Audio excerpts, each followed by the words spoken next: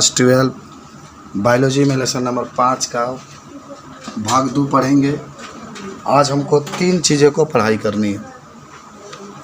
पहला जो होगा उसका नाम होगा मूल क्षेत्र, दूसरा होगा मूल का रूपांतरण और तीसरा होगा तना। आज 3 टॉपिक के बारे में हम लोग पढ़ेंगे। तो पहले देखिए, सबसे पहले हम बता रहे हैं आपको, तो मूल तो आप पढ़ के आ रहे हैं, जिसको आप जड़ कहते हैं। ये पौधे के अंदर पाया जाता है, अधिकतर मिट्टी के अंदर पाया जाता है जड़। आप कल पढ़े थे, मूल जो होता है पौधों को आधार देता है, पौधे को खड़ा रखने में भी ये मूल सहायता करता है, और पौधे को खनिज लवण और जल भी खींच करके ये देता है। जो जड़ होता है ज़मीन के अंदर होता है, ज़मीन से जल और खनिज लवण खींच करके पौधों को क्या करता है, देता है।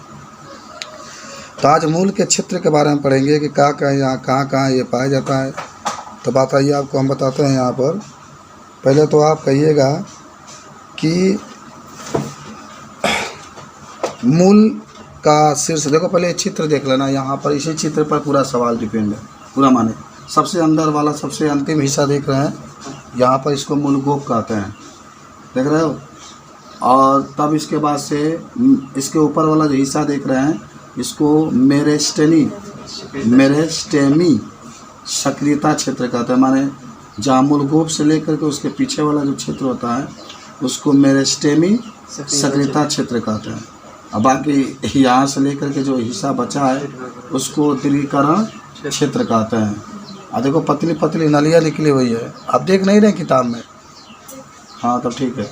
पतली पतली जो नलियाँ निकली हुई है उसको मूल रोम कहते हैं। रोम माने बाल, तो जो माने बाल की तरह संरचना दिखाई दे रही है उसको मूल रोम कहते हैं। अब पूरा मूल रोम के एक साथ मिला देते हैं तो इसको परिपक्वन क्षेत्र कहते हैं। माने जो मूल के क्षेत्र हैं, देखो 1 2 3 4 5 इसका क्षेत्र है। पांचों का नाम माने लिखा गया। सबसे नीचे वाला हिस्सा जो कि टोपी का आकार का दिखाई दे रहा है उसको हम लोग मूलगोप कहते हैं। इसके ऊपर जो होता है मेरिस्टेमी सक्रियता क्षेत्र कहते हैं। इसके ऊपर दीर्घीकरण क्षेत्र है, देख रहे हैं। बाल निकले हुए, बाल की तरह अनेक रोम निकले हुई है जिसको मूल रोम कहते हैं। और पूरा मूल रोम के एक साथ जोड़ देंगे तब परिपक्वन क्षेत्र होता है। थोड़ा सा मैं आपको पढ़ देता हूँ कि आपकी जानकारी हो जाएगी। मूल का शीर्ष माना होता है सिर वाला, सबसे अंतिम वाला सिरा जो उंगली जैसा मूलगोप से ढका रहता है। यह कोमल शीर्ष के तब रक्षा करता है जब मूल मिट्टी में अपना रास्ता बना रही होती है। माने मूलगोप जो होता है ना, मूल को मिट्टी के अंदर रास्ता बनाने में सहायता करता है जब मूल मिट्टी में अपना रास्ता बना रही होती है। मूलगोप से कुछ मिलीमीटर ऊपर मेरिस्टेमी, अभी बताओ नहीं, क्रियाओं का क्षेत्र होता है। इस क्षेत्र की कोशिकाएं बहुत छोटी और पतली भीति वाली होती है। माने भीति तो पाई जाती है, ये बहुत पतली होती है। माने भीति का मतलब क्या होता है, किसी को ऊपर, जैसे किसी के ऊपर झिल्ली को पाना, ये सब होता है। इसे आगे सुन लो। तथा इसमें सघन प्रोटोप्लाज्म होता है। प्रोटोप्लाज्म को हिंदी में क्या कहते हैं? कोशिका द्रव्य कहा जाता है या साइटोप्लाज्म। इसमें बार बार विभाजन होता है। देखो मेरिस्टेमी जो क्षेत्र होता है इसमें बार बार विभाजन होता है। इस क्षेत्र में समीपस्थ स्थित कोशिकाएं शीघ्रता से लंबाई में बढ़ती है और मूल को लंबाई में बढ़ाती है।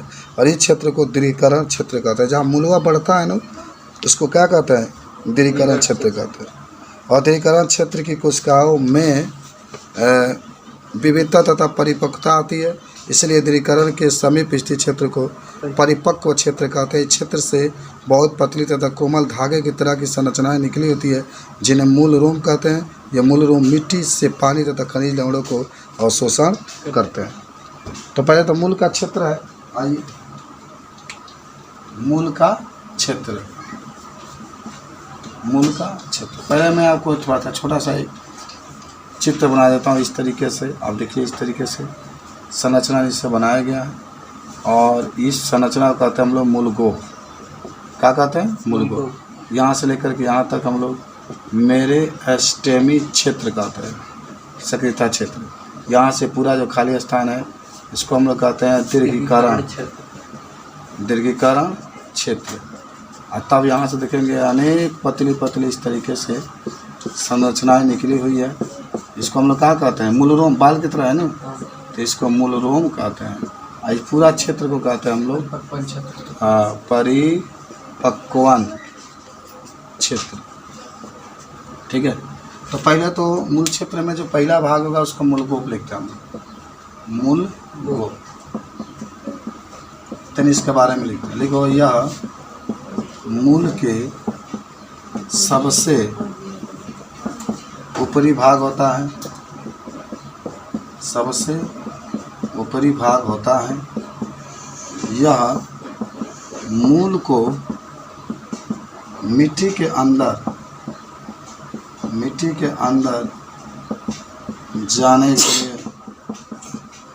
जाने के लिए रास्ता बनाता है। यह टोपी का आकार का होता है, टोपी का जैसा। तो यही है आपके पास मूल गोप। क्या है? मूल गोप। दूसरा ये मेरिस्टेमी क्षेत्र, मेरिस्टेमी क्षेत्र। आप इसमें क्या लिखिएगा कि यह मूल गोप से कुछ ऊपर स्थित होता है, कुछ ऊपर स्थित रहता है। यहाँ कोशिका विभाजन तेजी से होता है, कोशिका विभाजन तेजी से लिखा गया। यह अगर आपसे पूछे तो ये चीज़ को बता सकते हैं। ऊपर तो लिख लिया हो, ये वाला लिख लिया हो। अब लिखो तीसरा दीर्घीकरण क्षेत्र, दीर्घीकरण क्षेत्र। यह मेरिस्टेमी के ऊपर स्थित होता है। यहाँ कोशिका विभाजन तेजी से होता है, तथा यहाँ मूल की वृद्धि भी तेजी से होती है,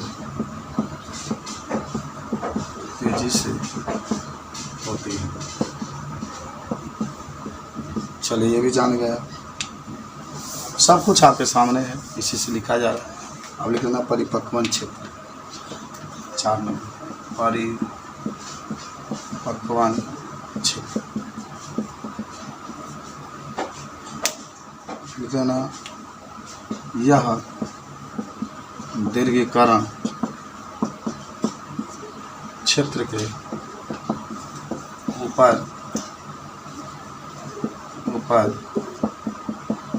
स्थित होता है। यह दीर्घीकरण क्षेत्र के ऊपर स्थित। 5वां लिख लेना मूल रोम। परिपक्वन क्षेत्र से परिपक्वन क्षेत्र से अनेक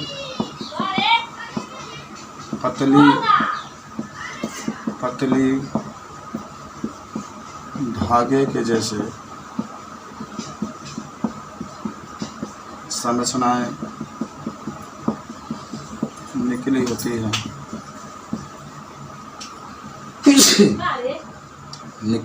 है जिसे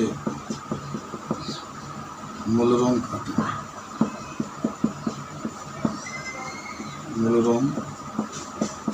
कहते हैं। यही मिट्टी से जल और खनिज लवण खींचकर पौधे को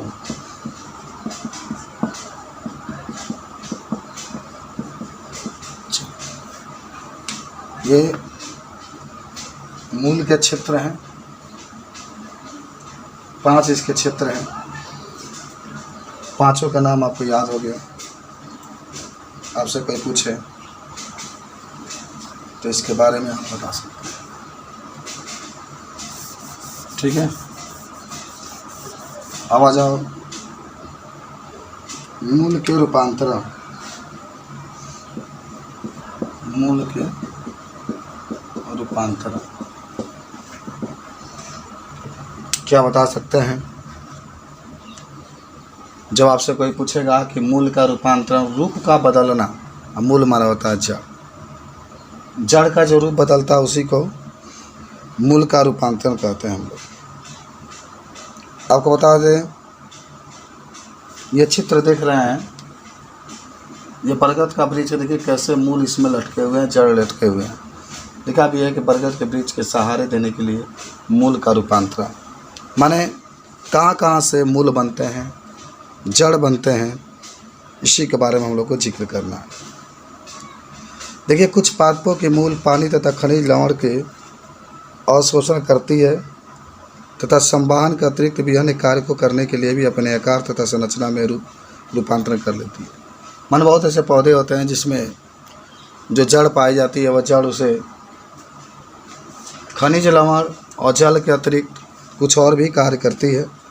ये भोजन संचय के लिए, सहारे के लिए, श्वसन के लिए अपने आप को रूपांतरित कर लेती है।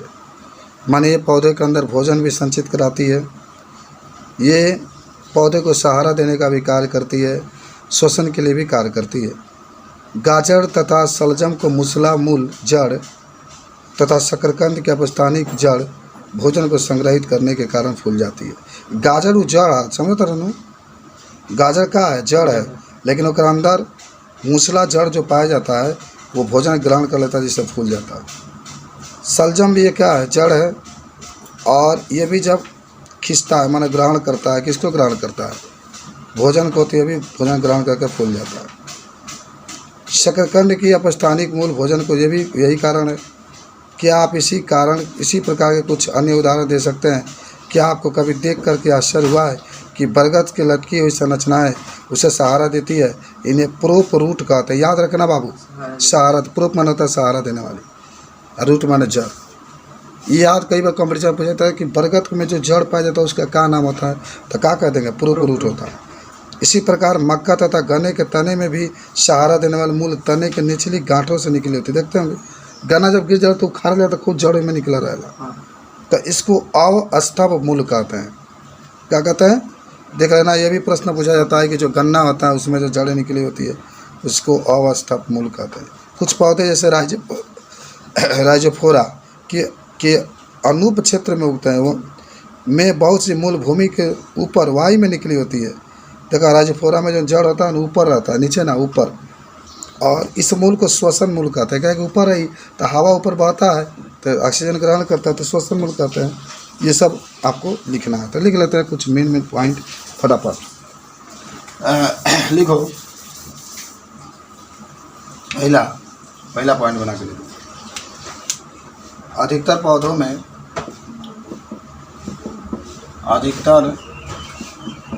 में मूल पौधों को जल तथा खनिज लवण प्रदान करता है, खनिज लवण प्रदान करता है। दूसरा, गाजर तथा मूली तनों, मूली में मूसला जड़ पाया जाता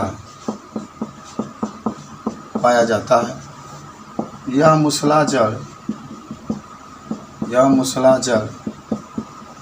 भोजन को ग्रहण करके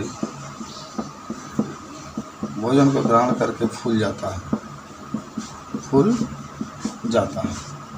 तीसरा, सलजम में क्या, अभी आप नाम सुने थे, सलजम में अपस्थानिक जड़ है। स्थानिक मूल भोजन को ग्रहण करके फूल जाती है।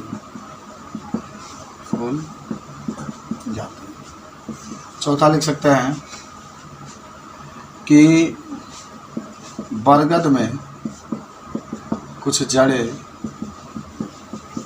तना से निकली होती है, जो बरगद को सहारा देती है, जिसे कौन सा जड़ कहते हैं? इसे प्रोप रूट कहते हैं।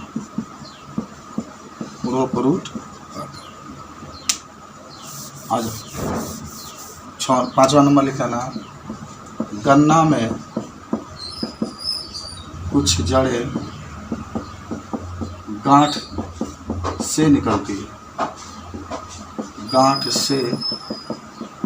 है, जिसे कौन जड़ कहते हैं? अवस्तंभ लिखा है ना? हाँ। अवस्तंभ मूल कहते हैं। ये सब याद कर लेना, ठीक है।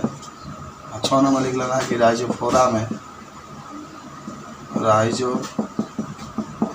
में जड़ मिट्टी के ऊपर होता है,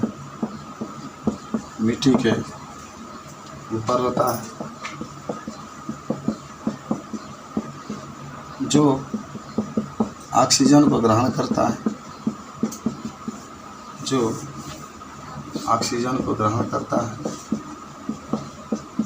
जिसे श्वसन जड़ कहते हैं।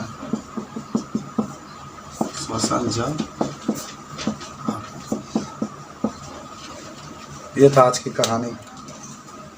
कल इसका आगे हम लोग पढ़ेंगे, ठीक है? ओके।